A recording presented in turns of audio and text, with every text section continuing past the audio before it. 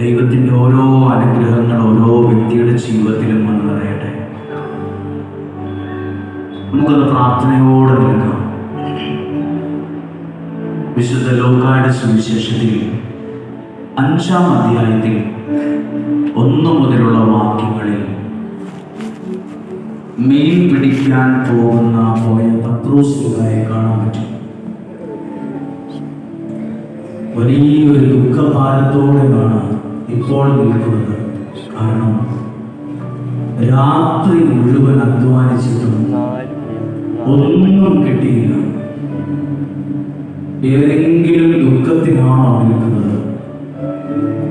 അധ്വാനമായിരിക്കാം, ജീവിതത്തിന്റെ സാഹചര്യമായിരിക്കാം, ഏതെങ്കിലുമൊക്കെ ദുഃഖങ്ങൾ ഉണ്ടാകും നമ്മുടെ ഉള്ളിൽ.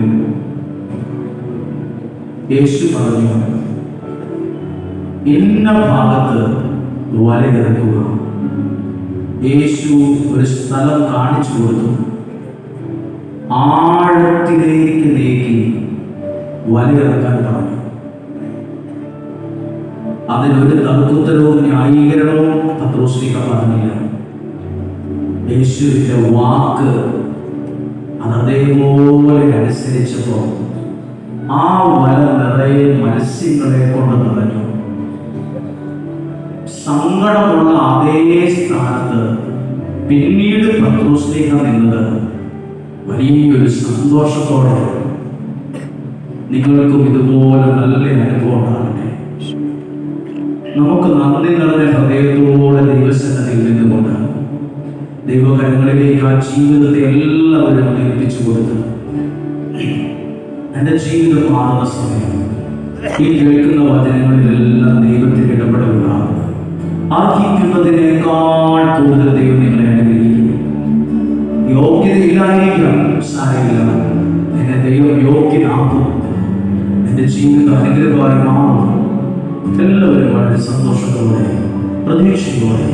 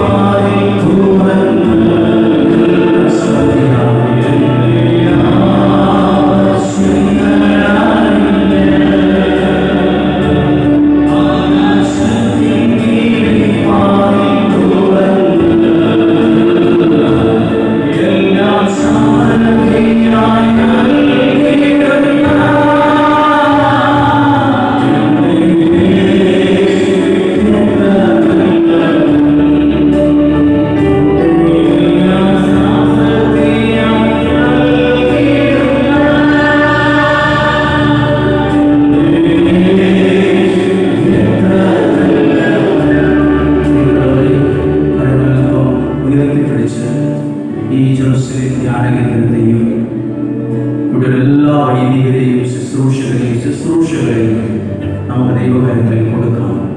ഇവിടെ താമസിച്ചുള്ള ധ്യാനമുണ്ട്, ഏകദിന ശുശ്രൂഷയുണ്ട്, മീഡിയയിലൂടെയുള്ള പതിനായിരങ്ങൾ കാണുന്ന വലിയ വലിയ ശുശ്രൂഷകളുണ്ട്, കുഞ്ഞുങ്ങളുടെ ശുശ്രൂഷകളുണ്ട്, ഈ ആലയത്തിൽ ശുശ്രൂഷ ചെയ്ത് സ്നേഹിക്കുന്ന സഹകാരികൾ എല്ലാവരുമുണ്ട്. ഇതെല്ലാം വലിയൊരു കുടുംബമാണ്. ദൈവത്തിൻ്റെ ഒരു വലിയ അനുഗ്രഹമുള്ള സ്ഥലമാണ്. രണ്ട് കരങ്ങളെ ഉയർത്തി ഒരിക്കൽ കൂടി ഉച്ച കഴിഞ്ഞുള്ള ഈ സമയത്ത് നമുക്ക് നമ്മളെ തന്നെ ആലയത്തെ ശുശ്രൂഷകളെല്ലാം ചേർത്ത് വെച്ച് സ്തുതിച്ച് പ്രാർത്ഥിക്കാമോ? Hallelujah, hallelujah. എല്ലാവരും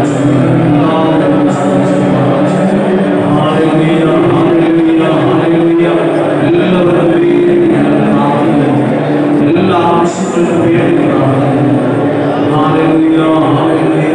യേശുവേ നന്ദി പറയുന്നു, സ്തുതിക്കുന്നു, സ്തുതിക്കുന്നു, നന്ദി പറഞ്ഞ് പ്രാർത്ഥിക്കുന്നു. Hallelujah, hallelujah. യേശുവേ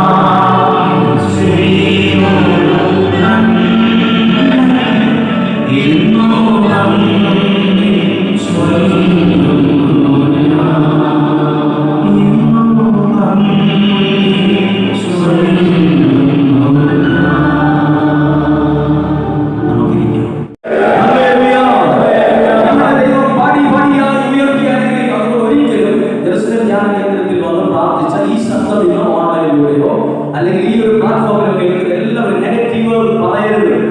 ഞാൻ രക്ഷപ്പെടില്ല എന്ന് ഞാൻ എന്നോട് പറയരുത്.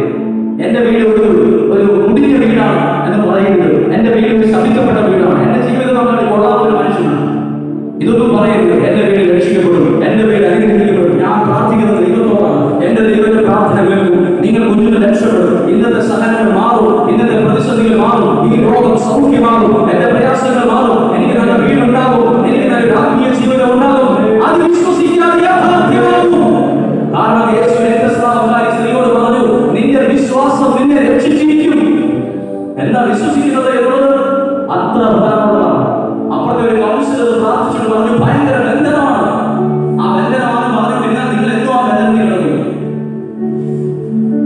എന്തോ ആ ബന്ധനത്തിൽ കിടക്കും. എന്നിട്ട് നിങ്ങൾ തന്നെ പറയും, എന്ത് ബന്ധനമാണ്, എനിക്കിനെ മനസ്സിലാവുന്നില്ല. എപ്പോഴും ബന്ധനം ബന്ധനം എന്ന് പറഞ്ഞാൽ ബന്ധനം ബന്ധനം ബന്ധനം തന്നെ പറയും. അങ്ങനെ തന്നെ ഇരിക്കും. എപ്പോഴും ബന്ധനം, എപ്പോഴും പറ, ദൈവം അനുഗ്രഹിക്കും. അപ്പോഴത്തെ നിങ്ങൾ അങ്ങനെ വിശ്വാസത്തിന്റെ വാക്ക് പറയുമ്പോൾ ഏതൊരു ശങ്കരങ്ങളുടെ ആദ്യത്തെ കടി പൊട്ടും. അത് പൊട്ടി അതിന്റെ ബലം ക്ഷയിച്ചു. കാരണം നിങ്ങൾ വിശ്വാസം പറയുന്നേ, ദൈവത്തിലുള്ള വിശ്വാസം അത് പറയണം. കാലം കയറുമ്പോ വണ്ടി സ്റ്റാർട്ടാക്കി പോകുമ്പോ ദൈവം അനുഗ്രഹിക്കും, ദൈവം സഹായിക്കുമെന്ന് പറഞ്ഞു നോക്കിക്കേ. ബൈബിളിലെ യേശു പറഞ്ഞിട്ടുണ്ട്, നിന്റെ വിശ്വാസം നിന്നെ രക്ഷിക്കുമെന്ന്. നിന്റെ വിശ്വാസം നിന്നെ രക്ഷിക്കും. നിന്റെ ഈ ഒരു വിശ്വാസം നിന്നെ രക്ഷിക്കും. ഒരാളിങ്ങനെ പറഞ്ഞു, ഞങ്ങളുടെ കുടുംബത്തിലെ ആൾക്കാരൊക്കെ പെട്ടെന്ന് രോഗിയാകുന്ന ഒരു അവസ്ഥയുണ്ട്, ഞാനും രോഗിയാകും. അയാൾ രോഗിയായി. കാരണം രോഗിയാകാത്ത സമയം അയാൾ വിശ്വസിച്ചത് രോഗമാകുന്നതാണ്. അയാൾ വിശ്വസിച്ചത് അയാളുടെ കൂടെ വന്നു. ഇന്നലെ വരെയുള്ള സമയത്ത് രോഗമാണെങ്കിൽ നിങ്ങൾ വിശ്വസിക്കണം, എനിക്ക് ഒരു രോഗവും വരാൻ ദൈവം സമ്മതിക്കുകയില്ല. എന്റെ ഇടതുവശത്തായിരിക്കും വലതുവശത്ത് 10,000 വീടേക്കാം, എങ്കിലും നിനക്ക് ഒരു കുറവും ഒരനർത്ഥവും വരികയില്ല. ഇത് ഞാൻ വിശ്വസിക്കുന്നത്. എന്റെ വിശ്വാസം എന്റെ അനുഭവമാണ്. അതിന്റെ സാക്ഷ്യമായി മാറും. ഹല്ലേലൂയ. ഹല്ലേലൂയ. ഉറക്കെ പറഞ്ഞേ ഹല്ലേലൂയ. ശബ്ദമേ ഹല്ലേലൂയ. അപ്പോൾ ഈ കൺവെൻഷന്റെ ആദ്യ ദിവസം ഇതിനേക്കാൾ നല്ല ദിവസങ്ങളാണ് തുടർന്ന് വരാൻ പോകുന്ന ദിവസങ്ങൾ. അനുഗ്രഹിക്കപ്പെട്ട വ്യക്തികൾ പുരോഹിതന്മാരുമാണ് വരാൻ പോകുന്നത്. അഭിഷേകമുള്ള ശുശ്രൂഷകളാണ് ഈ ദിവസങ്ങളിൽ വരുന്നത്. ഇതിനേക്കാൾ നിങ്ങൾ അനുഗ്രഹമായിരിക്കുന്ന നാളത്തേക്കാൾ അനുഗ്രഹമായിരിക്കുന്ന കഴിഞ്ഞു. അങ്ങനെ ഓരോ ദിവസവും ഒന്നിനൊന്നിന് നന്മകളുണ്ടാകും. ഞാൻ നിങ്ങളോട് അത്രയും പ്രധാനപ്പെട്ട ഒരു കാര്യം കൂടി പറഞ്ഞ് ഈ ശുശ്രൂഷയുടെ പ്രധാനപ്പെട്ട ഭാഗത്തേക്ക് വരിക. നല്ലത് വിശ്വസിക്കണം, നല്ലത് വിശ്വസിക്കണം. ബൈബിൾ പറഞ്ഞതനുസരിച്ച് വിശ്വസിക്കണം. വിശ്വസിക്കുന്നത് നിങ്ങളുടെ ജീവിതത്തിൽ വരും. അത് എത്ര പ്രാവശ്യം പറയണമെന്ന് എനിക്ക് അറിയത്തില്ല. അത്രയും പ്രാവശ്യം പറയണം. ഞാൻ അനുഗ്രഹിക്കപ്പെടും. ഞാൻ പണ്ട് പറയുമായിരുന്നു എനിക്ക് എന്നെ പോലും ഇഷ്ടമല്ലായിരുന്നു. അപ്പോൾ എന്നോട് ഒരാൾ പറഞ്ഞു, ഞാൻ കണ്ണാടി നോക്കിയിട്ട് എന്നോട് തന്നെ പറഞ്ഞിട്ടുണ്ട് എനിക്ക് നിന്നെ ഇഷ്ടമല്ല. ഞാൻ എന്നോട് ഒരാൾ ചോദിച്ചു, നിനക്ക് പോലും നിന്നെ ഇഷ്ടമല്ലേ? ആദ്യം നീ നിന്നെ സ്നേഹിക്കുക. പിന്നീട് ഞാൻ പ്രാർത്ഥിച്ചപ്പോൾ എനിക്ക് ഒരാൾ വ്യക്തി മറുപടി നൽകി, നീ പോലും ഇഷ്ടപ്പെടാത്ത നിന്നെ ദൈവം ഇഷ്ടപ്പെട്ടിട്ടുള്ള കാര്യം നീ മറക്കരുത്. പിന്നീട് നല്ല വിശ്വാസം പറയാൻ തുടങ്ങി. ദൈവം എന്നെ അനുഗ്രഹിക്കും, ദൈവം എന്നെ സഹായിക്കും, എനിക്ക് ശുശ്രൂഷകൾ തരും, എനിക്ക് വചനം പ്രഘോഷിക്കാൻ കഴിവ് തരും, ശുശ്രൂഷകൾ എന്നെ ദൈവം ഏൽപ്പിക്കും. ഞാൻ വിശ്വസിച്ചത് എന്റെ ജീവിതത്തിൽ നിന്നുണ്ട്. ഞാൻ അതുകൊണ്ട് പ്രസംഗിക്കുന്നത്, ഞാൻ വിശ്വസിച്ചത് എന്റെ ജീവിതത്തിൽ ഉണ്ടെന്ന്. ഹല്ലേലൂയ. അടുത്തൊരു കാര്യം കൂടി ഞാൻ നിങ്ങളുടെ ശ്രദ്ധയിൽ വളരെ പ്രധാനപ്പെട്ട വചനം കൊണ്ടുവരികയാണ്. സുവിശേഷത്തിൽ നിന്നാണ്. അത് വിശുദ്ധ ലൂക്കായുടെ സുവിശേഷം 19-ാം അധ്യായം 28 മുതലുള്ള വാക്യമാണ്. ഇത് വളരെ ശ്രദ്ധിച്ചു കേട്ട് നമ്മൾ വളരെ ഈ ഉച്ച കഴിഞ്ഞുള്ള സമയത്തിന് വളരെ പ്രധാനപ്പെട്ടതാണ്. ഞാൻ ആദ്യം ഉച്ചയ്ക്ക് മുമ്പ് പ്രസംഗിച്ചതിനേക്കാൾ കുറച്ചുകൂടെ മനോധൈര്യത്തിലാണ് ഇപ്പോൾ ഇവിടെ നിൽക്കുന്നത്. നല്ലൊരു പ്രതീക്ഷയുണ്ട്. എനിക്കറിയാം നിങ്ങൾ ഒത്തിരി പ്രതീക്ഷയോടെ ഇവിടെ വന്നെന്ന്. അല്ലെങ്കിൽ ഉച്ച സമയത്ത് ബ്രേക്കിൽ നിങ്ങൾ പോയെങ്കിൽ ഒത്തിരി പ്രതീക്ഷയോടെ ഇരിക്കുന്നത്. ഒരിക്കലും ഒരാൾ നിരാശനാകേണ്ടി വരികയില്ല. 19-ാം അധ്യായം 28 മുതലുള്ള വാക്യത്തിൽ ജെറുസലേമിലേക്കുള്ള രാജകീയ പ്രവേശനമാണ്. ഞാൻ വചനം വായിച്ചു പറയുന്നില്ല, പക്ഷേ ആ കാര്യം നിങ്ങളുടെ ശ്രദ്ധയിൽ പതുക്കെ ഒന്ന് കൊണ്ടുവരാൻ എല്ലാ വശത്തിരിക്കുന്നവരോട് പറയാൻ ആഗ്രഹിക്കുന്നു. ഞാൻ വായിക്കുകയാണ്. അവൻ ഇത് പറഞ്ഞതിന് ശേഷം ജെറുസലേമിലേക്കുള്ള യാത്ര തുടർന്നു. ഒലിവ് മലയ്ക്കരികിലുള്ള ബെഥാനിയ എന്നീ സ്ഥലങ്ങളെ സമീപിച്ചപ്പോൾ അവൻ 2 ശിഷ്യന്മാരെ ഇപ്രകാരം നിർദ്ദേശിച്ചയച്ചു. എവിടെ എത്തിയപ്പോൾ ബെഥാനിയ എന്നീ സ്ഥലങ്ങളെ സമീപിച്ചപ്പോൾ ശ്രദ്ധിച്ചു കേട്ടെ, യേശു 2 ശിഷ്യന്മാരെ ഇന്ന് വിളിച്ചിട്ട് വന്നിട്ടുള്ളവർ വരാൻ പറഞ്ഞു. വന്നിട്ട് പറഞ്ഞു, നിങ്ങൾ എതിരെ കാണുന്ന ഗ്രാമത്തിലേക്ക്, 30-ാമത്തെ വാക്യം ശ്രദ്ധിച്ച്, എതിരെ കാണുന്ന ഗ്രാമത്തിലേക്ക് പോകുകയും അവിടെ ചെല്ലുമ്പോൾ ഒരു കഴുതയെ, ആരും കയറിയിട്ടില്ലാത്തൊരു കഴുതക്കുട്ടിയെ കെട്ടിയിരിക്കുന്നത് കാണും. അതിനെ അഴിച്ചു കൊണ്ടുവരിക. ഹല്ലേലൂയ. ഇത് ദൈവത്തിന്റെ ഒരു ക്ഷണമാണ്. ശ്രദ്ധിച്ച്, ഇന്ന് ഒരാളെ സെലക്ട് ചെയ്യുന്നത് ഇങ്ങനെയാണ്. ഇന്ന് സെമിനാറിലേക്ക് എടുക്കുന്നത് എന്ത് വലിയ സെലക്ഷനാണ്. ഗവൺമെന്റിലേക്ക് എടുക്കാൻ എന്ത് സെലക്ഷനാണ്. അത് സെലക്ട് ചെയ്യും. യേശു സെലക്ട് ചെയ്തത് ആരെയാണ്? ഒരു കഴുതയെ നിൽക്കുന്നത് ചാണകത്തിൽ, മൂത്രത്തിൽ, ചെടിയിൽ നിൽക്കുന്ന ഒരു മൃഗം. ശ്രദ്ധിച്ചു കേൾക്കണം. നമ്മുടെ മനസ്സ് പോലെ അല്ല ദൈവത്തിന്റെ മനസ്സ് അറിയാനാണ് പറയുന്നത്. ഈ ആലയത്തിൽ ശുശ്രൂഷകരെ തെരഞ്ഞെടുക്കുന്നത് വളരെ ശ്രദ്ധിക്കും. ആരാ, എവിടെ, ഏത് വീട്ടിൽ ജനിച്ചു, ഏത് പള്ളി പോകുന്നു, വിശ്വാസിയാണോ, എല്ലാം നോക്കിയിട്ടാണ് ഒരു ശുശ്രൂഷകരെ തെരഞ്ഞെടുക്കുന്നത്. ഇവിടെ യേശു ശിഷ്യന്മാരോട് പറയുകയാണ്, അപ്പുറത്തെ ആ പറമ്പിൽ ചെളിക്കാത്തിരിക്കുന്ന, ചാണകത്തിനകത്ത്, മൂത്രത്തിനകത്ത് നിൽക്കുന്ന ഒരു മൃഗമുണ്ട്, ഒരു കഴുത. അങ്ങനെ അയച്ചുകൊണ്ടിരണം. ആരാണ് ഈ കഴുത? ശരിക്കും ശ്രദ്ധയോടെ വായിച്ചാൽ ആ ചെളിക്കകത്തും ചാണകത്തിനകത്ത് നിന്ന് കഴുത ഞാനാണോ എന്നൊരു സംശയം തോന്നുന്നു. അല്ല, ഞാൻ തന്നെയാണ്. ശ്രദ്ധിച്ചു നോക്കിയാൽ ഡയറി എടുത്ത് എഴുതും, ആ കഴുത എൻ്റെ വീടാണ്, ജീവിതം. ഞാൻ ഒരു കാലത്ത് നിന്നത് ചെളിക്കകത്താണ്. ഞാൻ നിന്നത് ചാണകത്തിനകത്താണ്. ഒരു യോഗ്യത എല്ലാവരും ശ്രദ്ധിച്ചായിരിക്കും ഞാൻ വിശ്വസിക്കുന്നു. ഈ കഴുത തലേ ദിവസം കിടന്നത് ചാണകത്തിനകത്ത് ചെല്ലിക്കാത്തതാണ്. അതുകൊണ്ട് തന്നെ അതിന്റെ ഒരു ഭാഗം നിറച്ച് ചാണകവും ചെളിയും മൂത്രവും എല്ലാം ഒട്ടിപ്പിടിച്ചിരിക്കുന്നു. പോരാത്തതിനെ ചുറ്റും ഈച്ചകൾ. അതിനെ അഴിച്ചുകൊണ്ട് വരാൻ എന്തിനായി യേശു പറഞ്ഞത്? ഇവിടെ ഇരിക്കുന്ന എല്ലാവരും കേട്ടെ, ദൈവത്തിന് നിന്നെയാണ് ആവശ്യം, നിന്റെ കയ്യിലുള്ള പണമല്ല. ദൈവത്തിന് നിന്നെയാണ് ആവശ്യം, നിന്റെ പണമല്ലെന്ന്, നിന്റെ ചെക്കല്ല. നീ ഏത് വണ്ടിയിലാണ് വന്നതെന്നല്ല ദൈവം നോക്കുന്നത്, നിന്റെ മനസ്സാണ് നോക്കുന്നത്. നിന്നെയാണ് ദൈവത്തിന് വേണ്ടത്. നിന്റെ പണം, നിന്റെ കളർ, നിന്റെ വിദ്യാഭ്യാസം, ജോലി, അതൊക്കെ വേറെ ഒത്തിരി പേർക്ക് വേണം. ദൈവത്തിന് വേണ്ടത് നിന്നെയാണ്. ദൈവം സ്നേഹിച്ചത് നിന്റെ പണത്തെയല്ല, നിന്നെയാണ്. ദൈവം സ്നേഹിച്ചത് എന്നെയാണ്. ഞാൻ ഏത് വണ്ടിയാണെന്ന് ഇറങ്ങി നോക്കിയിട്ടല്ല ദൈവം എന്നെ സ്നേഹിച്ചത്. എന്നെയാണ് ദൈവം സ്നേഹിച്ചത്.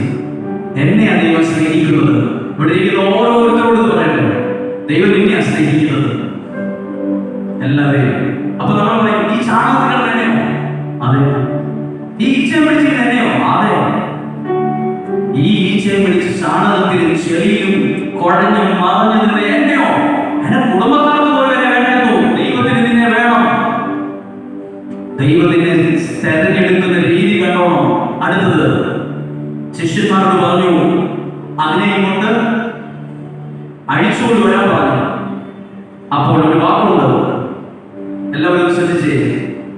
ശിഷ്യന്മാരോട് യേശു പറഞ്ഞു, ഞങ്ങൾ അതിന്റെ കയറെ പിടിച്ച് അഴിക്കുമ്പോ ആ കയറെ വരെ മണമായിരിക്കും. പശുവിനെ ആടിനെയൊക്കെ വളർത്ത ശീലമുള്ളവർക്കറിയാം, അതുങ്ങളുടെ കയറിന് വരെ ചെളിമണവും ചാണകത്തിന്റെ മണവും ഒക്കെ ആയിരിക്കും. ആ കയർ തൊടുമ്പോൾ തന്നെ ദുർഗന്ധമായിരിക്കും. ആ കയറിനെ അഴിക്കുമ്പോ ആരെങ്കിലും ഒക്കെ ചിലര് ചോദിക്കും, എന്തിനാണ് അഴിക്കുന്നത് എന്ന്. അപ്പോൾ യേശു ഒരു മറുപടി പറഞ്ഞു. എന്താ പറഞ്ഞത്? അറിയാം. അത് എന്നെ നോക്കി പറഞ്ഞ രീതിയിൽ വായിച്ചേ. കർത്താവിന് അതിനെ കൊണ്ട് ചുമ്മാ പറഞ്ഞ പോലെ, ഒരു ഭാഷണായി പറഞ്ഞ പോലെ ഭംഗി വാക്കേണ്ടത്, ചാണകത്തിൽ കിടക്കുന്ന ഈച്ചയെ പിടിച്ചിരിക്കുന്ന മൃഗത്തെ കൊണ്ട് ദൈവത്തിന് ആവശ്യമുള്ളൂ. ഇതിനേക്കാൾ മെടുക്കമായ ഒരുപാട് പേരുണ്ടല്ലോ. ഇതിനേക്കാൾ PG ഡോക്ടറേറ്റ് കഴിഞ്ഞ ആൾക്കാരില്ലേ? പിന്നെ ഈ കഴുതയാണോ ദൈവത്തിന് ആവശ്യം? അപ്പൊ നമുക്ക് ദൈവത്തോട് ചോദിച്ചു ചോദിക്കണം, നിനക്ക് തെറ്റു പറ്റിയോ? അറിയാതെയാണോ ഈ സെലക്ഷൻ നടത്തിയത്? ഒന്നും കൂടെ ആലോചിക്കണം കേട്ടോ. ഇതിനേക്കാൾ വലിയ മിടുക്കന്മാരും കേരളമാരും കിഴവികളും ഉണ്ട്. അവർക്ക് വലിയ വലിയ കോളേജിൽ പോയി പഠിച്ചും പാസ്സായി സർട്ടിഫിക്കറ്റ് മെഡൽ മേടിച്ചിരിക്കുകയാണ്. അവർക്കൊന്നും ചെയ്യാൻ പറ്റുന്നില്ല, അവർക്ക് അനങ്ങാൻ പറ്റുന്നില്ല. പക്ഷെ ഇതിനേക്കാൾ വലിയ കാര്യം അപ്പുറത്തെ കഴുതയും. അസൂയപ്പെട്ടിട്ട് കാര്യമില്ല. ഒത്തിരി പേർക്ക് അസൂയാണ്. പഠിച്ച് എനിക്കൊന്നും ചെയ്യാൻ പറ്റുന്നില്ല, ഒന്നും പഠിക്കാത്തോ ആ ചാണകത്തിൽ കിടന്ന് വന്ന കാര്യം ചെയ്യുന്നു. അത് തലയ്ക്ക് മുകളിൽ ഇരിക്കുന്നവൻ ചെയ്യിപ്പിക്കുന്നതാണ്. അസൂയപ്പെട്ടിട്ട് കാര്യമില്ല, അത് ദൈവ പ്രവൃത്തിയാണ്.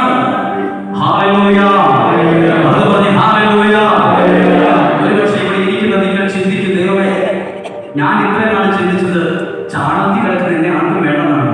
ചാണകത്തിൽ കിടക്കുന്ന ചെളിവറ്റിയിരിക്കുന്ന ഈച്ചയെ പറ്റിയിരിക്കുന്നതിനെ ഈ പഞ്ചായത്തിൽ ആർക്കും വേണ്ടെങ്കിലും ദൈവമായ കർത്താവിന് നിന്നെ ആവശ്യമുണ്ട്.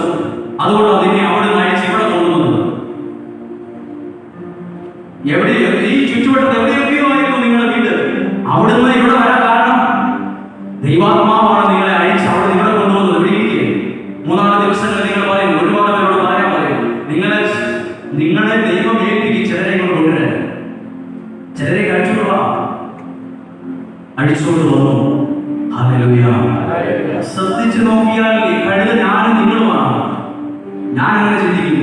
കാരണം ഞാൻ ഒരാളോട് പോലും സംസാരിക്കാൻ പോലും അറിയില്ലാത്ത ഒരാളായിരുന്നു. ഞാൻ പഠിച്ച് തിയോളജിയൊക്കെ പഠിച്ച് ഞാൻ ആ വൈദികനാകാറായപ്പോൾ എന്നോട് ഒരാൾ ചോദിച്ചു, എടോ തനിക്ക് സംസാരിക്കാൻ പോലും അറിയില്ലല്ലോ, തനിക്ക് പോയിക്കൂടെ? എൻ്റെ മനസ്സിൽ ഒരു വാൾ കുത്തിയിറങ്ങുന്നത് പോലെ എനിക്ക് ഫീൽ ചെയ്തു. കാരണം എനിക്കൊരു വീട്ടിൽ ചെന്നാൽ ആ വീട്ടുകാരോട് ഇന്നും എനിക്ക് ഒത്തിരി ബുദ്ധിമുട്ടാണ്. ഇത്ര ആളുകളെ കൈകാര്യം ചെയ്യണം. നിങ്ങൾ എന്നെ മനസ്സിലാക്കുമോ ഇല്ലയോ എന്ന് എനിക്കറിയില്ല. ചിലപ്പോൾ ചിന്തിക്കും ഇത് പുള്ളിയുടെ അഹങ്കാരം കൊണ്ടാണ്.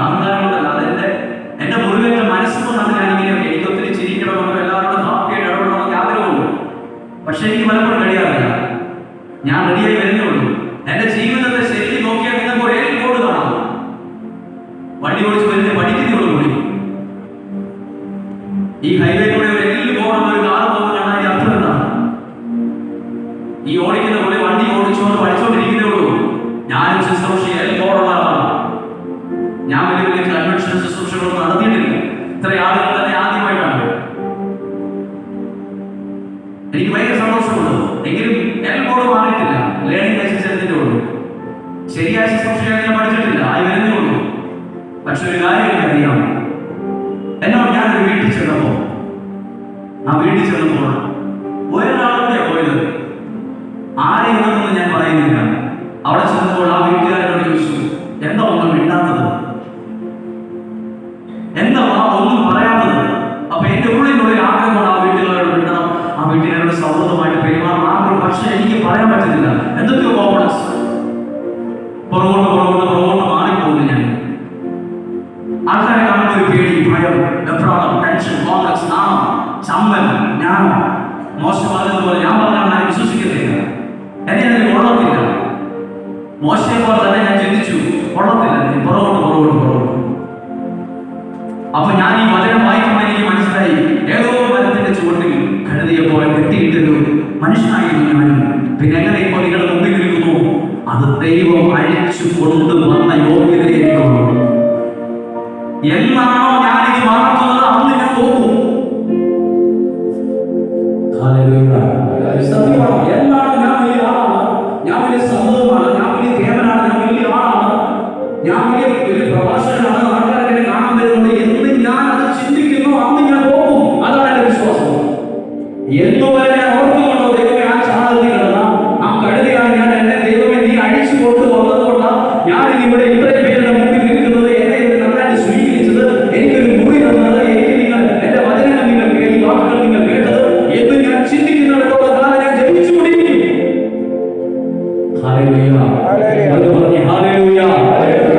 ഒത്തിരി പേര് തോറ്റത് ദൈവത്തെ മറന്നപ്പോഴാണ്.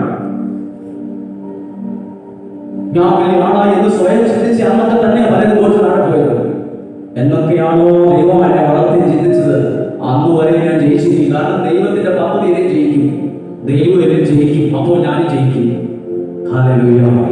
അപ്പൊ ഈ കഴുതനെ അടിച്ചു കൊണ്ടുവന്നപ്പോൾ ഒരു വാക്ക് പറഞ്ഞതിലുണ്ടോ, ചാണകത്തിൽ കിടന്ന് ഈച്ചയെ പിടിച്ച് ഒന്നും അറിയത്തില്ലാത്ത വെറുതെ ഒരു മരത്തിന്റെ ചുവട്ടിൽ മാത്രം വട്ടം ചുറ്റിക്കൊണ്ടിരുന്ന ജീവിയെ, ഒരു മൃഗത്തെ ദൈവം അഴിച്ചപ്പോൾ പറഞ്ഞ വാക്കുണ്ട്, കർത്താവിന് ആവശ്യമുണ്ട്. ഈ മൃഗത്തെ കൊണ്ട് ഇത്രയും ആവശ്യമുണ്ടെങ്കിൽ ഇത്രയും പ്രാർത്ഥിക്കുന്ന നിങ്ങളെ കൊണ്ട് 1000 ഇരട്ടി ആവശ്യമാണ്. 1000 ഇരട്ടി 1000. ഒരു സാധാരണ മൃഗം ഇങ്ങനെ അഴിച്ചത് ഇവിടെ കൊണ്ടുവെങ്കിൽ നിങ്ങളെ കുറിച്ച് അതിനേക്കാൾ വലിയൊരു പദ്ധതിയുണ്ട്. വിശ്വസിച്ച് രാമേ പറഞ്ഞേ ഹല്ലേലൂയ, ഹല്ലേലൂയ. അടുത്ത കാര്യം ശ്രദ്ധിക്കുക, വളരെ സീരിയസ്, വളരെ ഭയങ്കരമായിട്ട് നമുക്ക് തോന്നും, പക്ഷെ വളരെ പ്രധാനപ്പെട്ടതാണ്. ഈ കഴുതനെ അഴിച്ചു കൊണ്ടുവന്നപ്പോൾ ഒരു പശുവിനെയാണെങ്കിൽ ഒരു കറന്നതിന് മുമ്പ് എന്ത് ചെയ്യും? കുളിപ്പിക്കും, അല്ലെങ്കിൽ ആ പാലിന് മണമുണ്ടാവും. ഇനി നമ്മളവിടെ പറയും അതിനെ കുളിപ്പിക്കും, നന്നായിട്ട് ആ പൈപ്പിന് ചോട്ടിക്കൊണ്ട് കുളിപ്പിക്കാം, മൃഗത്തെ കുളിപ്പിക്കും. എവിടെയെങ്കിലും കുളിപ്പിക്കുന്നതായിട്ട് കണ്ടോ? ഇതിനെ ശിഷ്യന്മാരോട് പറഞ്ഞു, ആവശ്യമുണ്ടെന്ന് പറഞ്ഞു, ആ പൈപ്പിന് ചോട്ടിക്കൊണ്ട് നന്നായിട്ട് കുളിപ്പിക്കേ. ഇവിടെ ചാണകമാ, ഈച്ചയാ, മണമാ എന്ന് പറഞ്ഞില്ലല്ലോ. അതായിരിക്കുന്ന അവസ്ഥയിൽ അതേ ഇഷ്ടപ്പെട്ടത് തന്നെ. ഞാൻ ആയിരിക്കുന്ന അവസ്ഥയിൽ എന്നെ ഇഷ്ടപ്പെടുന്ന ഒരു ദൈവമാണ്. നിങ്ങൾ ആയിരിക്കുന്ന അവസ്ഥയിൽ നിങ്ങളെ സ്നേഹിക്കുന്ന ഒരു ദൈവം ഉണ്ടെന്ന്. Hallelujah, hallelujah. ചാണകത്തിലായിരിക്കും, ചെളിയിലായിരിക്കും, ഈച്ച പിടിച്ചായിരിക്കും, വട്ടം ചുറ്റിയ നിലയിലായിരിക്കും, ആ അവസ്ഥയിൽ നിന്നെ ഇഷ്ടപ്പെട്ട ദൈവമുണ്ട്. അവിടെ വന്നപ്പോ ഒരു തുണി നേരെ വിരിച്ച് യേശു അതിൽ കയറിയിരിക്കുന്നു. കയറിയിരുന്നതിന് ശേഷം അവിടെ നടന്ന മാറ്റം എന്താ? അവിടെ ഇതുപോലൊരു നടുവഴി അവിടെ ഉണ്ട്. ഈ ക്യാമറ ഇരിക്കും ഇതുപോലൊരു വഴി. ജനങ്ങൾ മുഴുവൻ 2 സൈഡിൽ നിന്നു. എന്നിട്ട് ആളുകൾ അവരവരുടെ തുണി നിലത്ത് വിരിച്ചു. എന്നിട്ട് കയ്യിൽ ഒരു ഓല പിടിച്ച് ഓശാന പാടി. ചാണകത്തിൽ കിടന്ന കഴുത ഇപ്പോൾ നടത്തുന്നത് പട്ടുമെത്തെ കൂടെയാണ്. ഇപ്പൊ പണ്ടത്തെ പോലെ ചെളിയിലെല്ലാം നിൽക്കുന്നത്, ഇപ്പൊ ഭയങ്കര സെറ്റപ്പായി. ഇങ്ങനെ സെറ്റപ്പ് ഉണ്ടാകാൻ കാരണം എന്താ? ഇങ്ങനെ ഒരു മാറ്റം ഉണ്ടാകാൻ കാരണം ഞാൻ അപ്പുറത്തെ കോളേജിൽ PG എടുത്തോണ്ട് വന്നതല്ല. കാരണം മൂത്ത കഴുത ഉപദേശിക്കും ചിലപ്പോ, മനെ നിനക്ക് നീ വെള്ളയും നിലയൊക്കെ ഉണ്ടായത്, നീ ഒന്ന് നോക്കിക്കേ, നിന്റെ മേൽ ഒരാൾ വന്ന് കയറിയിട്ടുണ്ട്. ആ ഒരു ജയമാണ് ഇപ്പോൾ നിന്റെ അനുഗ്രഹമായി മാറിയത്. ഈ ജെറുസലേം കൺവെൻഷനൊക്കെ പ്രാർത്ഥിച്ചിരിക്കുന്നു. പ്രാർത്ഥനയിൽ മുന്നോട്ട് പോകുമ്പോൾ നല്ലതൊക്കെ ജീവിതത്തിൽ വരുമ്പോൾ ആരും അഹങ്കരിച്ചേക്കരുത്. ഇന്നലകളിൽ ഇല്ലാതിരുന്ന ഒരാൾ, ഒരു ദൈവം നിന്റെ മേൽ വന്നതുകൊണ്ടാണ് ഇന്ന് നിനക്ക് വീട് വന്നത്, ഇന്ന് നിനക്ക് ജോലി കിട്ടി, PR കിട്ടി, കൊച്ചുകളിൽ അവിടെ ആ രാജ്യത്ത് ഈ രാജ്യത്ത് വലിയ വീട്, വലിയ സൗകര്യങ്ങളൊക്കെ വന്നത്. എന്റെ കഴിവ്, എന്നെ മെടുക്കാൻ, എന്റെ ധൈര്യമായി, എന്റെ വിദ്യാഭ്യാസമാണെന്ന് പറയരുത്. ഒന്ന് തലപൊക്കി നോക്കിക്കേ. നീ ഇന്നലകളിൽ നിന്നത് ചാണകത്തിലും ചെളിയിലും വീഴ്ച പിടിച്ചായിരുന്നു. അവിടെ നിന്ന് നിന്നെ അഴിച്ചു കൊണ്ടുവന്ന് ഈ പട്ടുമറ്റ നിർത്തിയത് ദൈവമല്ലാതെ മറ്റാരുമല്ല. ഇതാ പലരും മറന്നു പോകുന്നത്. ചിലർ ചിന്തിക്കും എന്തോ വലിയ സംഭവമാണ്. എന്നാ സംഭവം എന്ന് പറയുന്നത്? ഒരു വലിയ പണക്കാരനെ മുട്ടുകുത്തിക്കാൻ 10 മിനിറ്റ് വേണ്ട ദൈവത്തിന്. ഒരു വലിയ പണക്കാരൻ പറഞ്ഞ എന്റെ പിള്ളേരെല്ലാം കാനഡയിലാണ്, അമേരിക്കയിലാണ്, അവര് മാസം എനിക്ക് പൈസ അയച്ചുകൊണ്ടിരിക്കും. എനിക്കിങ്ങനെ വെറുതെ ഇരുന്നാൽ മതി, എനിക്ക് ഒന്നിന്റെ പ്രശ്നമില്ല.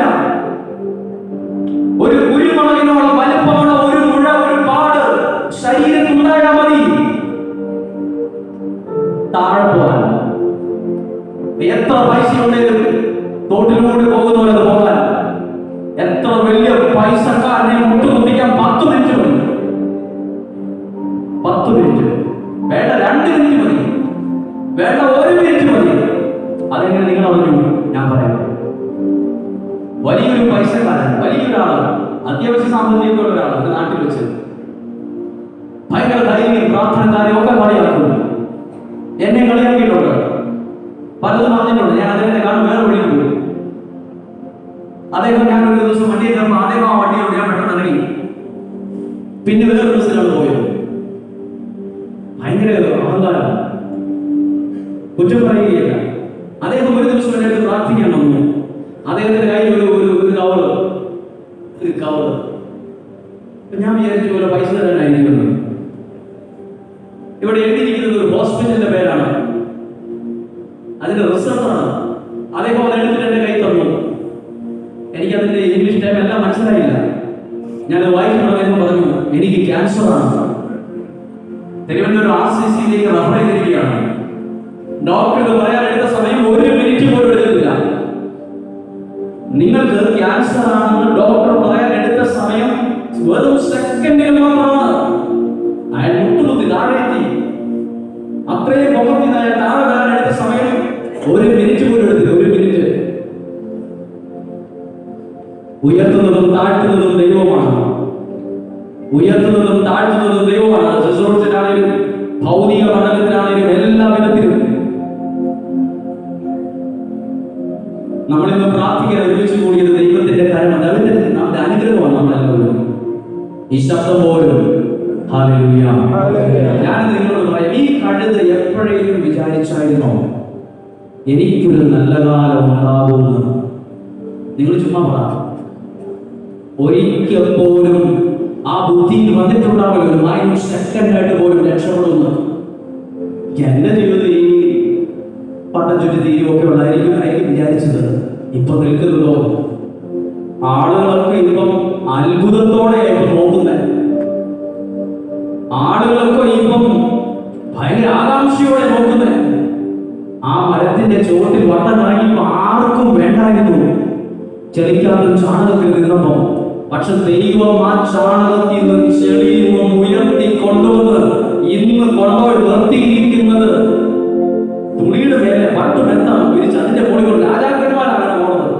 പഴയകാലത്തെ രാജാക്കന്മാർ അങ്ങനെയാണ് പോകുന്നത്. അതേപോലെ അവർ നിർത്തിയത്. ഇതൊക്കെ ചെയ്യുന്ന ഒരു ദൈവം നമുക്കൊണ്ട് ഇന്ന് ജീവിക്കുന്നുണ്ട്. വെറും കല്ലിനോടും മണ്ണിനോടും തടിക്കഷ്ണത്തോടും അല്ല പ്രാർത്ഥിച്ചുകൊണ്ടിരിക്കുന്നത്. മരിച്ചുയർത്തിലും ജീവിക്കുന്ന ദൈവത്തോടാണ്.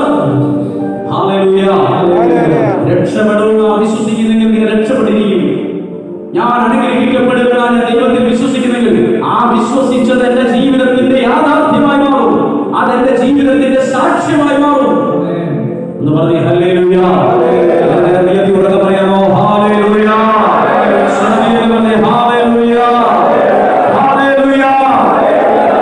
വിശ്വസിക്കണം. ഒരു ചടങ്ങായി വന്നു പോകരുത്.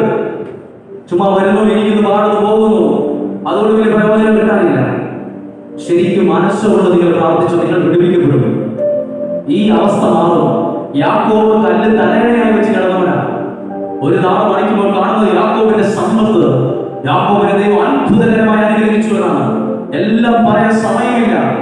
എങ്കിലും നിങ്ങൾ അത് വീട്ടിൽ പോയി സമയം കിട്ടുമ്പോൾ ഒന്നും താഴെ പറിച്ചൊന്ന് വായിച്ചു നോക്കണം.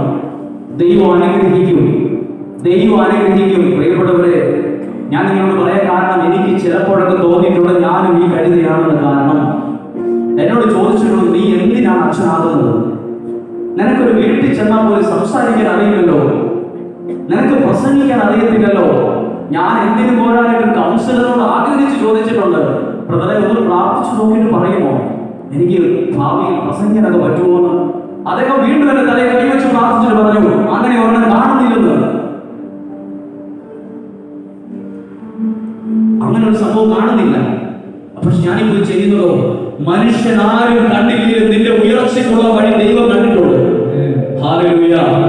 അത് പറഞ്ഞ് എനിക്ക് അനുവദിക്കപ്പെട്ട സമയം അവസാനിക്കാൻ പോവുകയാണ്. ഒറ്റ കാര്യം കൂടി, ഈ ആദ്യ ദിവസം നിങ്ങൾ പ്രാർത്ഥിക്കുമ്പോൾ ദൈവം നിങ്ങൾക്ക് വേണ്ടി നിങ്ങളുടെ രക്ഷയ്ക്കുള്ള വഴി ദൈവം കണ്ടിട്ടുണ്ട്.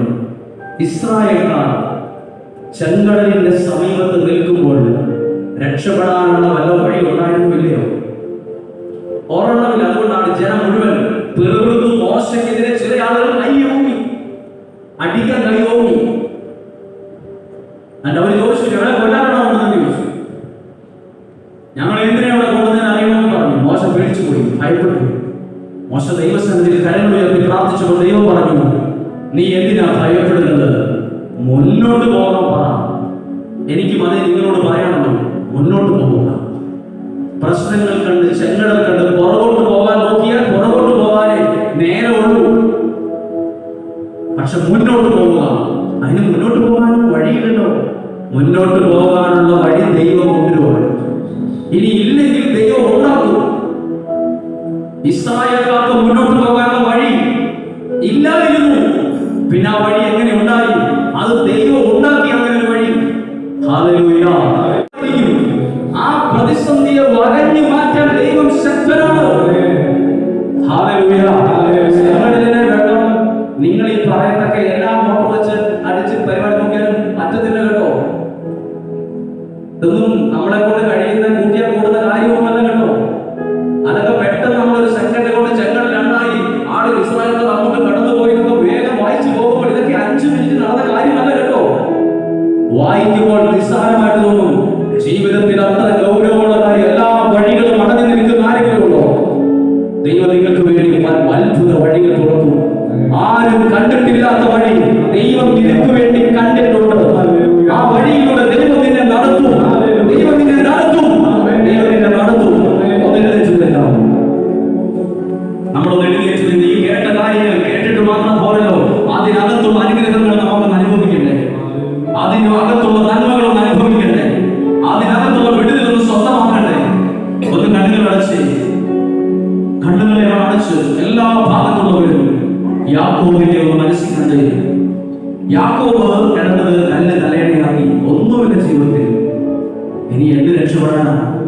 പക്ഷെ ദൈവം ആ വ്യക്തിയെ രക്ഷപ്പെടുത്തി. കഴുത ഒരിക്കലും വിചാരിച്ചില്ല എനിക്കൊരു നല്ല കാലം ഉണ്ടാകുമെന്ന്.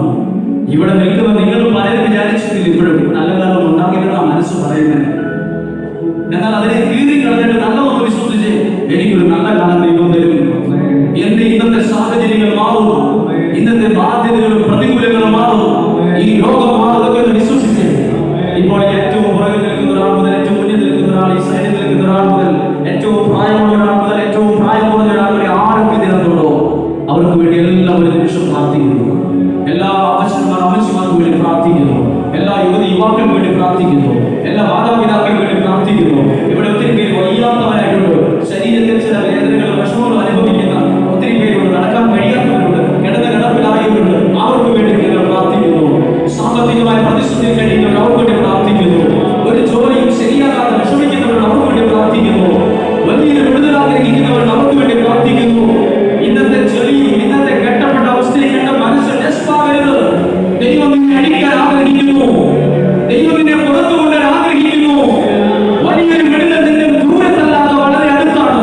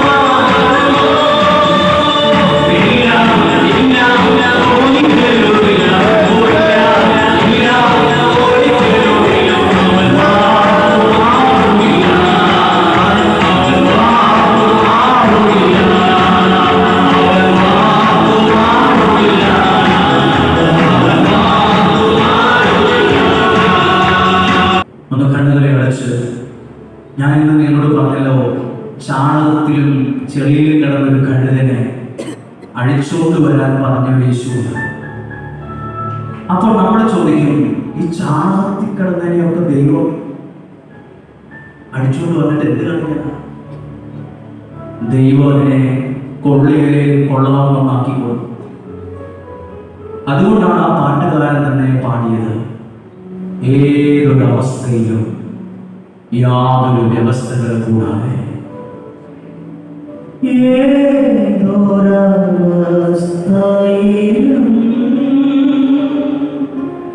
യാതൊരു വ്യവസ്ഥകളും ഇല്ലാതെ വാക്കുണ്ട്.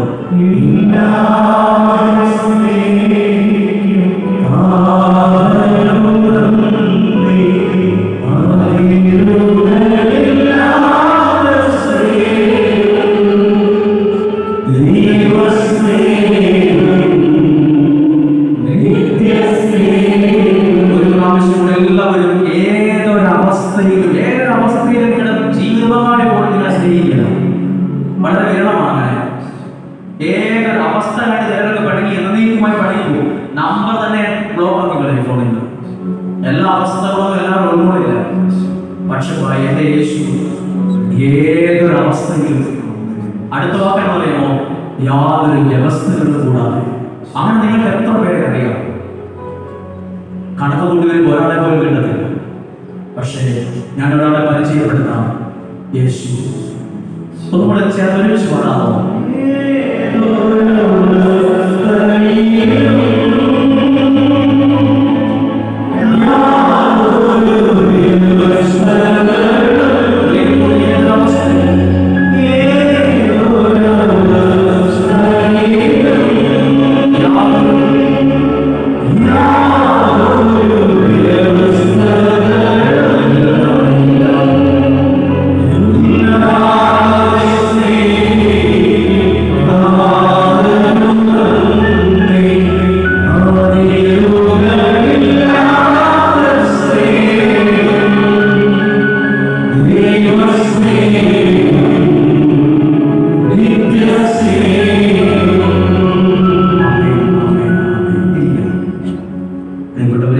നന്ദി ലഭിച്ച അവസരത്തിനും സമയത്തിനൊക്കെ വലിയ നന്ദിയും വലിയ സ്നേഹവും വലിയ ബഹുമാനവും അറിയിക്കുന്നു.